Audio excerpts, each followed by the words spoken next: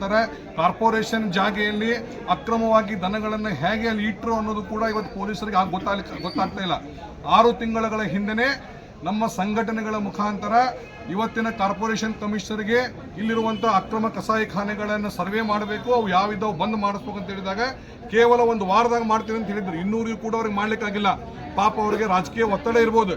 ರಾಜಕೀಯ ಒತ್ತಡವನ್ನು ಬಿಟ್ಟು ಅಧಿಕಾರಿಗಳಿಗೆ ಮನವಿ ಮಾಡ್ತೀನಿ, ಬೆಳಗ್ಗೆದ್ದು ನಿಮ್ಮ ಮಕ್ಕಳು ಮತ್ತು ನೀವು ಕೂಡ ಕುಡಿಯುವಂತಹ ಚಹಾ ಮತ್ತು ಹಾಲು ಅದು ನಮ್ಮ ಆಕಳುಗಳ ಹಾಲು, ಆ ತಾಯಿ ರಕ್ಷಣೆಗೋಸ್ಕರ ನಾವು ಕೆಲಸ ಮಾಡಬೇಕು. ನಾವು ಕೊಡುವಂಥ ಪಗಾರ, ನೀವು ತಗೊಳ್ಳುವಂಥ ಪಗಾರ ಬಹಳ ಕಡಿಮೆ ಇರ್ತದೆ. ಧರ್ಮಕ್ಕೋಸ್ಕರ, ಸಮಾಜಕ್ಕೋಸ್ಕರ ನೀವು ಅಧಿಕಾರಿಗಳು ನೀವು ಯಾರಿಗೋ ಮಾರ್ಕೋಬ್ಯಾಡ್ರಿ ಅನ್ನೋಂಥ ಮನವಿ ಮಾಡ್ತೀನಿ.